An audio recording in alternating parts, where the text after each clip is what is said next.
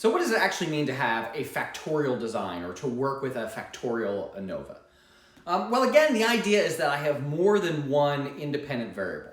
So an example of this might be I'm looking at the effects of cognitive behavioral therapy and drug like Prozac on social anxiety. Now, look, to be clear, I'm not a clinical psychologist, so I don't really know anything about how this stuff works. Except what I do know is in this case, I can design it so that I have, one IV is the drugs, right? And I have two levels of this independent variable, kind of yes or no, right? Either the patient took the drug or the patient did not take the drug, right? And then IV2 then is the therapy, right? The CBT or whatever therapy, right? And again, either attended therapy or did not attend therapy, right? And then in this case, my DV is level of social anxiety. Right, so here's the beginning of my factorial design. I have two independent variables, each with two levels, right? So the first independent variable has two levels, yes or no. And the second independent variable, therapy, also has two levels, yes or no. And then my DV is a continuous variable, very likely an interval variable here, or I could treat it as kind of a ratio variable of social anxiety. Well, if I know that I have two IVs and each one has two levels, I can actually create a 2 by 2 factorial design. Let me show you what I'm talking about there. Right, so my first thing is drug or no drug, right? So I'm looking at different possibilities on my IVs, right? So drug or no drug, therapy, or no therapy, right? So there's four different options. Either, so among all of my patients, right, some receive both the drug and the therapy, right? And so their numbers get put into this box, right? They would fall into this box. There's also, they took the drug, but they didn't get therapy, right? Those folks go here. There's therapy, but didn't take the drug, and there's got neither drug nor therapy, right? So there's 1, 2, 3, 4 possible outcomes here. This is what's known as a 2 by 2 factorial design, because there's two levels of one of the IVs and there's two levels of the other IV, which leads us to 4 possible outcomes. Now, each of these cells, these are called cells, right? What has these different possibilities. Each of these cells has a number of patients in it, right? Or a number of participants in it, right? So if I, draw one person, and then one person, and then one person, right? So 3 people got both drugs and therapy.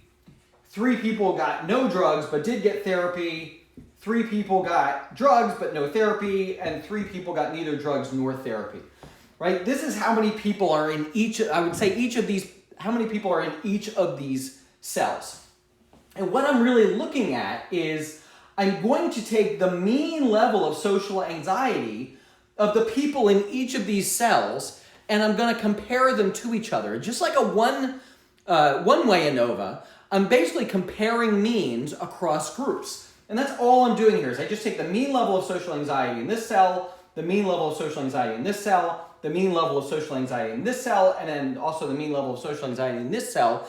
And I'm doing an omnibus test to say, are these means essentially equal to each other, or do they differ in some way that's not just chance?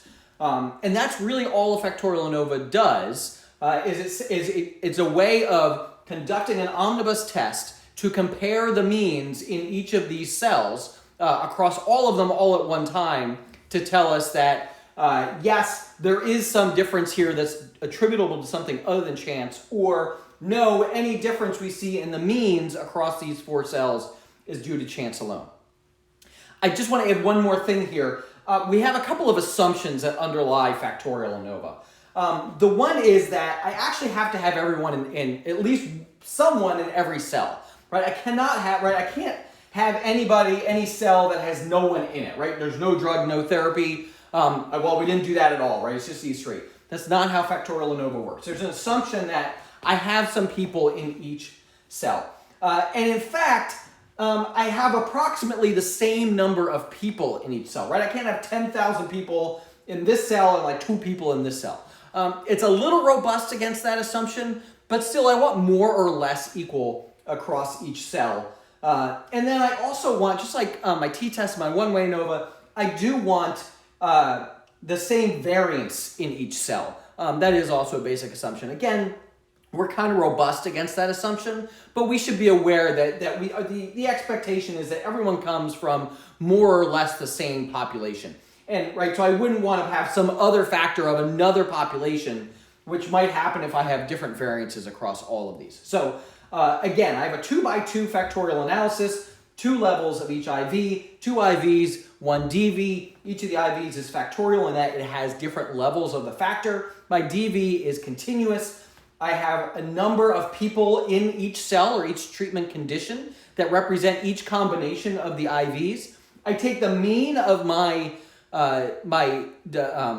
dependent variable for each cell, and now I am comparing the mean across all of those and considering whether those means differ across those cells systematically, or can I just attribute any difference in the means across these cells due to chance alone, if nothing else.